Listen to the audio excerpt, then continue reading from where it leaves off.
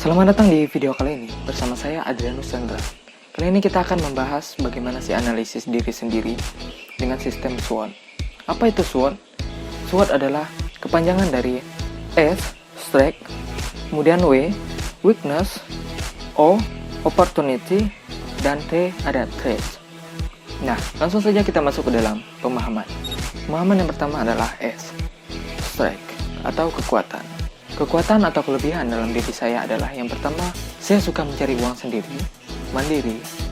Jadi di umur 20 tahun saya sudah memiliki sebuah kafe sendiri yang saya bangun dari uang tabungan saya selama saya menjadi videographer dan pekerjaan-pekerjaan lainnya.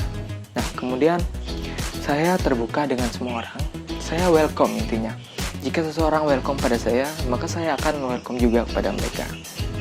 Kemudian adalah saya bisa dikatakan sebagai multi talenta karena saya sebelumnya bekerja sebagai videographer atau fotografer sesuai dengan hobi saya.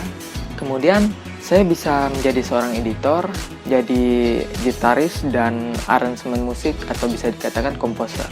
Nah, kemudian selanjutnya adalah weakness atau kelemahan. Nah, di dalam diri saya ada beberapa kelemahan yang sangat-sangat bisa dikatakan sangat kurang. Yang pertama adalah saya tidak bisa bermain game online ya. Sebenarnya bisa, cuman saya tidak bisa begitu paham ya dengan game online. Jadi di handphone saya itu cuman ada satu game, yaitu game offline yang saya mainkan dari SMA dan sampai sekarang masih bertahan karena saya cuman hobinya ada game-game tertentu yang saya katakan cukup bagus dan akhirnya ada satu game yang melekat di handphone saya sampai sekarang dari saya SMA. Kemudian kelemahan saya selanjutnya adalah kurangnya terbuka sama keluarga. Nah, di sini saya bisa dikatakan kurang terbuka karena saya merasa diri saya, pemikiran saya bersama keluarga itu dikatakan cukup jauh berbeda ya. Nah, dengan hal gitu, saya merasa, sepertinya saya tidak terlalu cocok untuk bercerita dengan keluarga. Namun saya lebih cocok bercerita dengan teman yang saya anggap bisa memahami apa yang saya pikirkan. Jadi seperti itu. Kemudian untuk kelemahan saya selanjutnya adalah, saya bisa dikatakan kurang berbahasa Inggris. Ya, mungkin karena semua orang rata-rata jika berbahasa Inggris bisa dikatakan kurang. Termasuk saya yang ditambah lagi saya orang mageran untuk belajar bahasa Inggris dan saya cukup malas ya untuk berbahasa Inggris. Sebenarnya jika diajak mungkin bisa, cuman tidak terlalu wah gitu ya ketika kita diajak berbahasa Inggris. Terutama saya karena saya kurang. Kemudian untuk opportunity atau peluang dalam diri saya. Di sini saya bisa mengatakan bahwa peluang dalam diri saya sebenarnya cukup banyak. Cuman saya tidak tahu kedepannya bisa berguna atau tidak.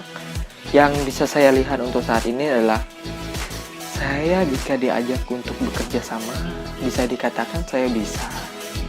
Sangat menekuni hal tersebut, sangat bangga ya kan.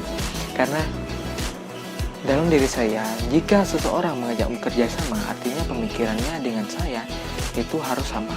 Nah, jika seseorang ingin mengajak saya bekerja sama, saya usahakan saya harus bisa juga untuk bisa diajak bekerja sama. Kemudian untuk peluang selanjutnya adalah hobi. Nah, dari hobi yang saya tekuni saat ini sebagai videographer atau fotografer, saya bisa dikatakan sukses ya. Cukup sukses tapi tidak terlalu sukses sekali. Karena di dalam sini saya bisa menghasilkan uang yang cukup besar hanya dengan bermodalkan kamera yang saya beli dengan tabungan saya sebagai kuli bangunan, mencetak bata sebanyak 10.000 butir bata. Sebelumnya saya bisa dikatakan sebagai pekerja keras karena tanpa kerja rasanya kurang, tidak ada pendapatan uang. Jika minta dengan orang tua berasa kurang, jadi saya lebih memilih untuk mandiri bekerja. Kemudian yang terakhir untuk peluang saya lebih suka menekuni pekerjaan sesuai dengan hobi saya, seperti membuat musik, komposer musik, aransemen, ya kan. Kemudian videografer seperti yang kita jelaskan tadi, editor, dan beberapa hal yang menyangkut multimedia. Karena saya sudah bergelut di multimedia itu sekitar mulai dari SMA. Dan yang terakhir adalah threats atau ancaman. Nah, ancaman dalam diri saya yang paling saya takuti adalah saya sangat takut sekali jika saya misal masuk dalam dunia perjudian. Dunia-dunia yang saya anggap jelek atau buruk. Walau terkadang seperti sekarang sudah banyak sekali tersedia game, bukan game tapi judi online, bisa dimainkan di rumah. Tapi jika sudah masuk ke dalam dunia perjudian itu rasa-rasa haus akan perjudian itu bakal muncul. Termasuk saya sangat cukup takut dengan hal-hal seperti itu. Kemudian ancaman yang saya takutkan juga berawal dari keegoisan saya sendiri, dari dalam diri saya sendiri.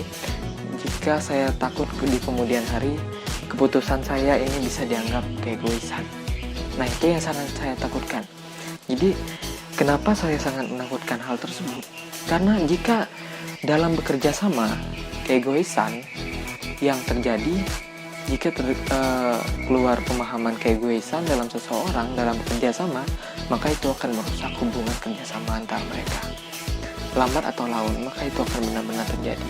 Jadi itu yang akan sangat saya takutkan. Jadi saya pesankan buat teman-teman semuanya untuk jaga keegoisan diri sendiri ya jika sudah bekerja sama. Jangan selalu ngebacot ya jika mengikuti bahasa-bahasa sekarang. Jadi itu adalah pemahaman analisis diri saya sendiri dengan sistem analisis SWOT. Nah, teman-teman, jangan lupa di dalam video ini kita diberikan pemahaman bagaimana sistem analisis SWOT itu bekerja, mulai dari tumpang tindih sampai akhirnya kita bisa mendapatkan pemahaman apa yang kurang, apa yang lebih, apa yang untung. Jadi terima kasih sudah menyimak sampai akhir video. Mohon maaf jika banyak kata yang salah dalam video ini. Saya akhiri. Terima kasih.